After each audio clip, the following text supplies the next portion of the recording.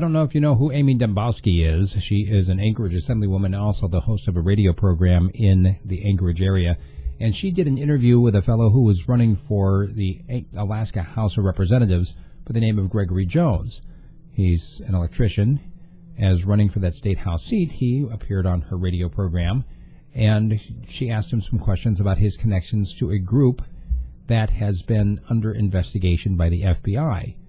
He actually did live on one of their compounds at one point and moved here a number of years ago, where he does not currently live on a compound. The fact that he used to live on one may be a point that people might want to know about it. And when Dembowski talked about it and suggested that although he seems like a nice guy, but he's part of a group that has an association with past history, doesn't that deserve a little attention? That's a good question.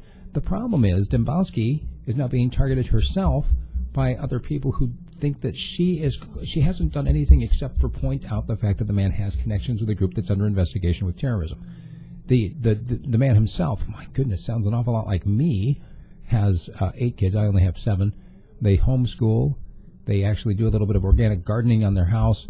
I mean, he sounds like he'd be a really nice guy to know, but because of this connection with a group that may be part of a so-called terrorist group, it's got everybody all in a kerfuffle. And Dembowski saying, I don't need to apologize for anything. Jones saying, I am in fear for my life. L.B. Gray Jones, is it Gray Jones? I think that's her name. She's the head of the assembly in Anchorage.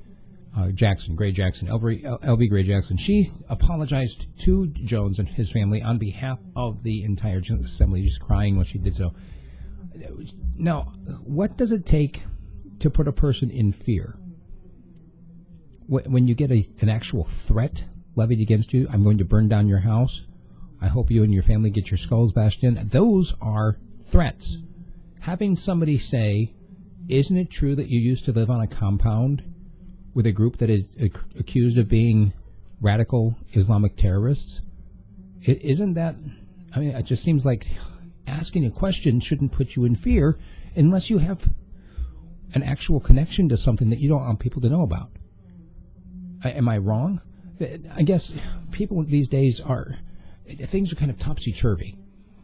And when actual threats are made against people and nobody cares, but when somebody simply asks a question that makes somebody uncomfortable, and because somebody feels offended, now some kind of action needs to be taken. I want people to back it up. I mean, seriously, think about it. If you do not have a good reason for the things that you believe, if you can't explain what you believe to somebody, if somebody criticizes what you believe and your reaction is, you shouldn't say such things, and you get really angry at them for questioning you, it may be that your sauce is weak. It may be. If you cannot give a good reason for what you believe, if what you believe falls apart when somebody cross-examines you, you may want to reconsider it. That's all I'm saying. And I just want to throw it out there. I have no idea. Honestly, look, I haven't listened to Dembowski's interview with the man. I haven't looked at her blog post or her Facebook posts about it. And before people start calling for her ouster, or calling for her to lose her job as a radio host, or calling for official apologies to be made, maybe, just maybe, people ought to go and actually look and see what she said. As far as the man and his family feeling in fear for their lives, now, I don't know what makes a person feel like they're afraid. I do know that there is an atmosphere right now that makes Muslims feel afraid. And that's not right. And I don't know. I don't know what exactly to do about this. I don't know if there is anything to do except to say that, look, I personally would like to see people live in peace with one another. I would like to see Mr. Jones be able to go out in public with his family and not feel like people are looking at him like he's going to blow them up. I'd also like for people not to feel like they're going to get blown up because somebody has connections to an Islamic radicalized whatever. Follow me?